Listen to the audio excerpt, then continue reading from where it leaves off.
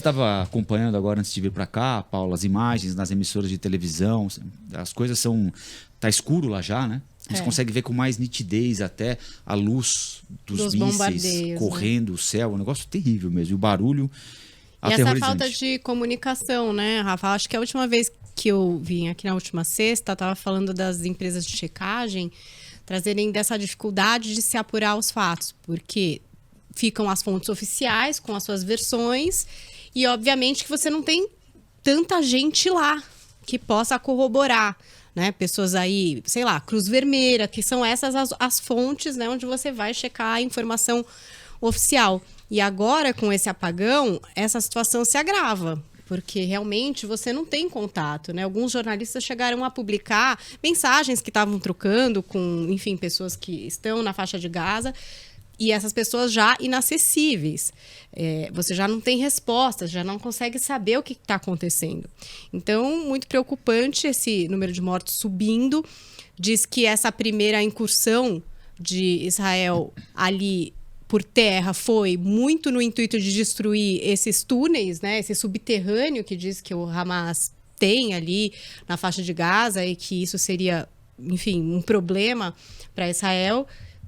E o que a gente imagina é que só possa se agravar mesmo, Rafa. Essa história da ONU, que já era uma coisa, né, que a gente via que não tinha muito efeito, não tinha muita ação. Mas, óbvio, é uma esperança de que algo diplomático possa ser feito, mas aparentemente muito complicado. Eu estava vendo entre a lista dos mortos, e a gente fala, claro, que de palestinos, de israelenses, mas de inúmeras nacionalidades, né? Então, Tailândia, 33 mortos, 18 sequestrados. Estados Unidos, 31 mortos, 13 desaparecidos. França, 31 mortos, 9 sequestrados. E aí são inúmeros os países. Inclusive, a gente tem aqui o Brasil com 3 mortos e 1 desaparecido. Então, a família de todas essas pessoas, muitas desaparecidas ainda, e cada vez com menos possibilidade de informação. Essa questão desse apagão dificulta ainda mais toda a situação, né, da cobertura do que está acontecendo por lá. Você tem acompanhado, Gustavo? Dá tempo de acompanhar, apesar da tua rotina aqui em São Paulo? Como é que você tem visto o que está acontecendo lá? Com certeza. Com certeza, a gente tem acompanhado, é muito triste. Acho que o Hamas é um grupo terrorista, o que eles praticaram, o ataque deles a Israel é um absurdo. Só que o Hamas não representa o povo palestino. Então, acho que essa situação é muito, muito dura. A gente consegue acompanhar, claro, mesmo a gente tendo uma rotina puxada, eu sempre tento estar antenado no que acontece no Brasil e no mundo. E a gente torce para isso acabar da melhor maneira possível, quanto antes, para menos pessoas serem feridas e que acabe isso, né? Olha, a gente separou aqui, porque a gente fala muito em guerra, geopolítica, Israel, Hamas, mas é difícil... Quer dizer, não sei se é difícil, né? Fica sempre uma coisa um pouco mais distante do que, de fato, o impacto que aquilo tem na vida das pessoas, né? Então a gente separou aqui, é claro, há inúmeros episódios. Eu estava vendo agora, antes de vir para cá, que tem um bebê argentino de 9 meses entre os sequestrados. Negócio, foi atualizado, inclusive o número de sequestrados, se eu não me engano. Eram 229 até hoje. Deixa na hora do almoço. Ver aqui. 229 famílias. Israel atualizou o número de reféns feitos pelo Hamas para 224. 224. Não sei em que circunstância esse número pode ter variado. Porque, infelizmente, não é por liberação. Não. Às vezes é porque acaba que se descobre o óbito, alguma coisa do tipo, que é muito triste. Isso. Tem eu acho que vocês devem ter visto essa história, um jornalista que estava no ar da Al Jazeera, e esse é o jornalista que está segurando uma criança ali. Deixa eu colocar meu óculos, são os males da idade, né? Já não enxergo tão bem assim, mas... Nem de perto, nem de longe, né, Rafa? Igual eu. E ele segurando... Esse jornalista aí, da Al Jazeera, e ele descobriu enquanto estava no ar que a família dele, a esposa e o filho, tinham morrido num bombardeio. E isso foi ontem. E filmaram... Então, é a esposa, o filho, a filha e outros parentes. Filmaram os colegas, imagina o desespero. O acudindo ali, prestando alguma solidariedade, ele chorando bastante. E hoje ele voltou ao ar. 24 horas depois ele voltou ao ar. Acho que a gente tem até o vídeo aí, né, Thiago, para mostrar. E ele justificou a volta ao ar, dizendo que encara isso como uma missão que, para ele, está redobrada agora a partir do momento em que ele perdeu a família no conflito. Vamos acompanhar um trechinho.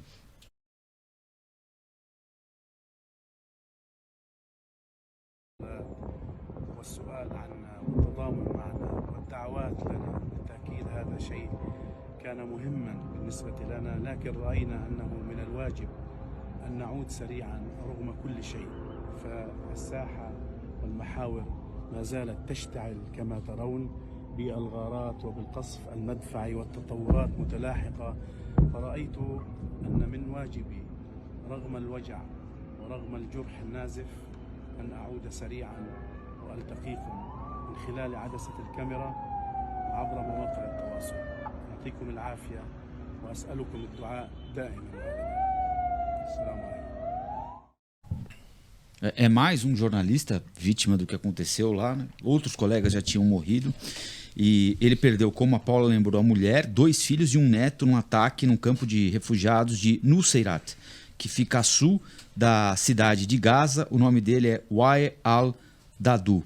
Perdeu a mulher, 2 filhos e um neto nesse ataque ao campo de refugiados de Nuseirat. A gente discute muito isso, né? Claro, a gente está distante, assim como está distante da Ucrânia também, né? Discute com uma relativa frieza, né? É inevitável que seja assim. Frieza porque nós citamos aqui quase 9 mil mortos, negociações de paz na ONU, votam resolução. Mas, assim, não tem uma implicação direta na nossa vida. Exato, né? Descer para o cotidiano de cada uma dessas pessoas é um negócio tenebroso, né? Imaginar o que eles estão passando, né, Gustavo? Com certeza, é tenebroso. Uma situação que realmente a gente não consegue imaginar aqui. E é isso, né? A gente vê a matéria, a gente fica muito triste, claro, mexe com todos nós de alguma forma, mas está tão distante, a gente vê, mas está tão distante que no seu dia a dia nem parece que isso está acontecendo em algum lugar do mundo com as pessoas. É absurdo, com certeza. Incrível que não comova, né, Paula? Quem tem o poder de decisão, né? Assim, as pessoas passam por cima disso como se fosse um detalhe, né? Eu acho, assim, aquela velha história. É um conflito que até é difícil de explicar. Você vê que no Brasil tem poucas as pessoas que conseguem, de fato, explicar o que acontece por ali, alguma coisa já de 1000 anos, né? É de muito tempo. Então, assim, são muitos elementos. Não é simples. Se fosse simples, se fosse por uma empatia, por uma comoção, Rafa, talvez a gente pudesse ter uma esperança de algum tipo, por exemplo, de solução diplomática, que seria um sonho maravilhoso. A ONU fez aí, né, despachou, conversou com esse, conversou com aquele, agora vai ter um desfecho diplomático. Mas o que a gente vê é que o conflito só vai se agravando. E aquela história, né, o objetivo que Israel colocou na mesa, que é a eliminação do Hamas, que, como o Gustavo trouxe, é um grupo terrorista, fez algo inaceitável. E aí aquele questionamento que eu trouxe também outro dia, no sentido de como você elimina uma ideia. Você pode desmantelar o grupo agora e com certeza ou enfraquecer, mas às custas de uma destruição muito grande e do sacrifício de toda uma população. Isso é uma semente também para um ódio amanhã, não sei, entendeu? Não estou querendo aqui, espero que não. Mas é difícil, né, de você conter todo esse acontecido depois. Como que você conta essa história para esse povo palestino? Como que você explica a morte de mais de 3 mil crianças em bombardeio para toda uma população? Então é difícil. Uma discussão, para o futuro, né? mesmo é difícil, Rafa. Se você pensar, e aí eles vão entrar em Gaza, e aí eles vão passar um pente fino, e aí o Hamas foi desmantelado porque os seus principais cabeças foram mortos, ou não sei. E daí? E depois disso? Como vai ser essa reconstrução? Eu acho que ainda vai ser muito difícil. A gente já vai falar muito sobre isso, Rafa. Porque é possível. É provável. Além, quando chegar a esse objetivo maior, que é o que o Israel coloca, né? Eles não falam em ocupar Gaza, eles não falam disso. Eles falam acabar com o Hamas. Mas e no momento que isso aconteceu, o que é que você faz com essa cidade destruída, com essas pessoas sem casa, com essas pessoas que perderam toda a família, que não tem para onde ir? Então, assim, ainda tem muita coisa para se falar e vai ter muita coisa para a gente endereçar como notícia.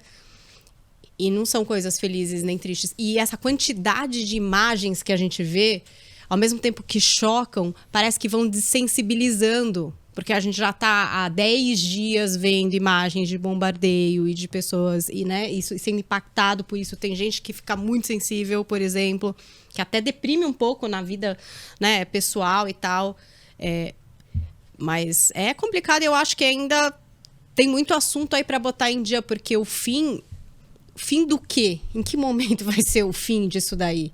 Eu acho bem complexo.